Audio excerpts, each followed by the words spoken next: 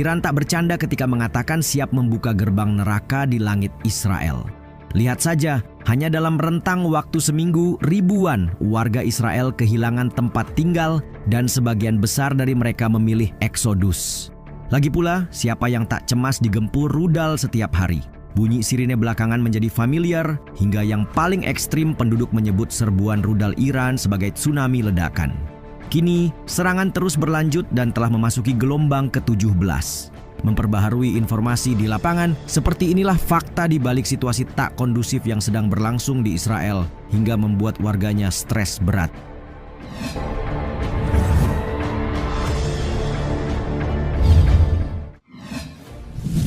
Gelombang ke-17 operasi True Promise 3. Sebenarnya tidak ada yang berkata bahwa Iran menyerang sementara Israel hanya bisa pasrah. Sebaliknya, aksi saling serang terus berlanjut dan keduanya dipastikan menanggung kerugian masing-masing. Namun yang menarik di sini, Iran tidak hanya sukses membuat Netanyahu tercengang, tapi serangan terkoordinasinya telah mengubah dinamika Timur Tengah. Dengan ini, stigma kekuatan terbesar tak lagi berkutat pada Israel dan popularitas sistem pertahanan canggih sekelas Iron Dome mulai diragukan.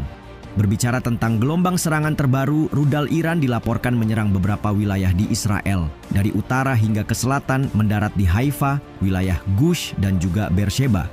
Ledakan keras dilaporkan di Tel Aviv dan sekitar Yerusalem.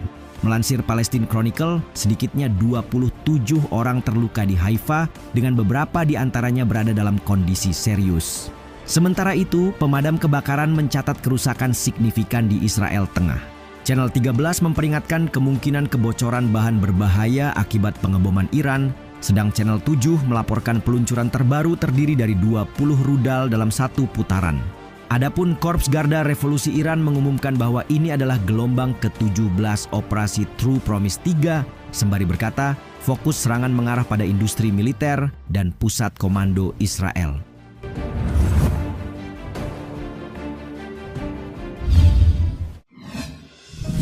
Negara lumpuh, warga mengungsi di bunker.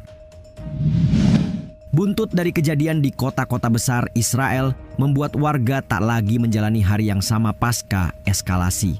Tidak hanya karena sekolah hingga fasilitas umum ditutup, fakta bahwa orang-orang Israel menghabiskan waktu lebih banyak di kawasan perlindungan adalah masalah lain. Kini, warga Israel yang senantiasa merasa aman di balik sistem pertahanan canggih seperti Iron Dome dan David's Sling mulai merasakan imbas konflik tersebut. Sehingga mau tidak mau, mencari tempat berlindung menjadi satu-satunya jalan keluar. Salah seorang warga bernama Gil Simchon pergi ke tempat pengungsian pertama kali dalam hidupnya. Kepada Al Jazeera ia berkata, mendengar ancaman Iran selama puluhan tahun adalah satu hal, tetapi melihatnya dengan mata kepala sendiri. Melihat gedung-gedung tinggi di Tel Aviv hancur adalah hal lain. Tetapi dalam kasus yang lebih mengkhawatirkan, banyaknya warga yang mengungsi membuat tempat penampungan darurat menjadi penuh sesak. Berdasarkan keterangan Komando Front Dalam Negeri Israel yang dikutip Euronews, sekitar 40% penduduk Tel Aviv tinggal di gedung-gedung tanpa tempat berlindung yang memenuhi standar keselamatan saat ini. Puluhan ribu bangunan tua di kota itu juga tidak memiliki infrastruktur perlindungan yang memadai. Karenanya, pemerintah memperingatkan agar masyarakat tidak membagikan video atau foto serangan di media sosial agar tidak semakin meningkatkan kecemasan di kalangan warga.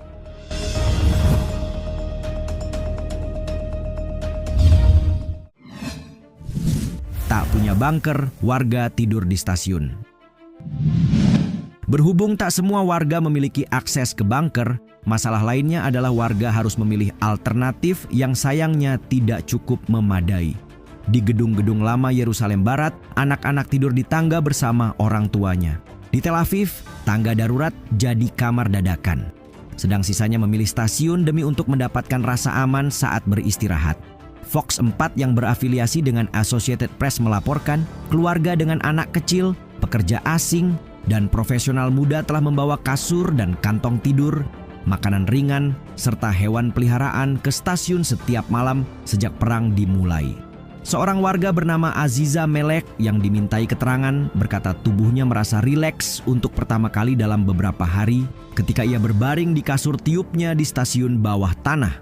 Pada Rabu malam, sebuah stasiun yang membentang di antara Tel Aviv dan Ramat Gan yang berdekatan, para orang tua menidurkan anak-anak mereka dengan boneka, sementara anak-anak muda menyalakan tablet yang berisi film. Para pekerja menyiapkan makanan ringan dan kopi. Narasumber lain bernama Yakov Shemesh yang mengaku tak punya bunker di gedungnya, memilih untuk naik ke atap saat malam hari dan menyaksikan cahaya di langit penuh ledakan.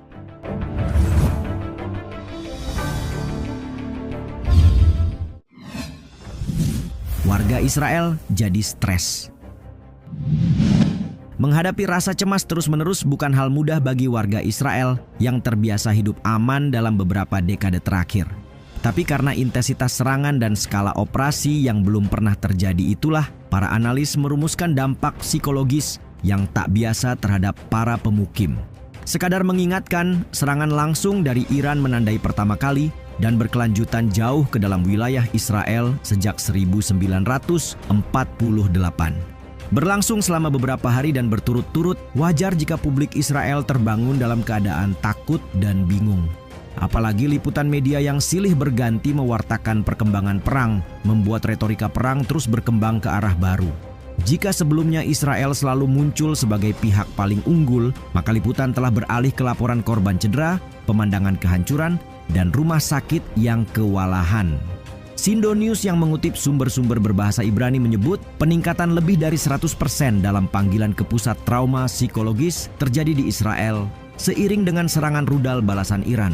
Harian berbahasa Ibrani Ma'arif mengonfirmasi jumlah warga Israel yang mencari dukungan psikologis melonjak hingga 350% beberapa jam setelah serangan dahsyat tersebut.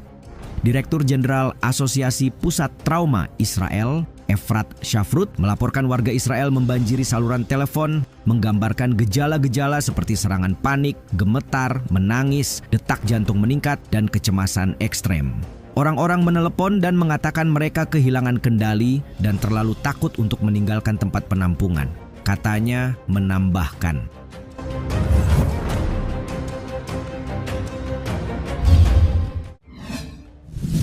penduduk mulai tinggalkan Israel. Hanya sehari setelah serangan balasan dilancarkan Iran, Kementerian Pertahanan Israel langsung saja menetapkan status darurat nasional. Bahkan sejak Minggu 15 Juni, penampakan sore di pusat kota Tel Aviv yang biasanya ramai oleh kendaraan dan pejalan kaki berubah jadi lengang dan senyap karena banyaknya warga yang mengungsi ke tempat aman. Sebuah potret yang dibagikan Reuters juga memperlihatkan orang-orang dengan kewarganegaraan asing bersiap meninggalkan Israel melalui Mesir dengan bus di Tel Aviv. Karena wilayah udara telah ditutup pada 17 Juni 2025. Sehari sebelumnya, Angkatan Bersenjata Iran mengingatkan warga Israel untuk segera meninggalkan negaranya. Memperingatkan bahwa Israel mungkin tidak layak huni untuk beberapa hari ke depan. Salah seorang warga Tel Aviv dalam keterangannya mengaku meninggalkan kediamannya untuk berlindung di rumah keluarga pasangannya yang memiliki ruang aman. Perang kali ini lebih serius. Sebagian besar bangunan di Tel Aviv tidak punya perlindungan yang cukup, katanya. Iran berhasil menciptakan tekanan sampai seluruh Tel Aviv kosong, ia menegaskan.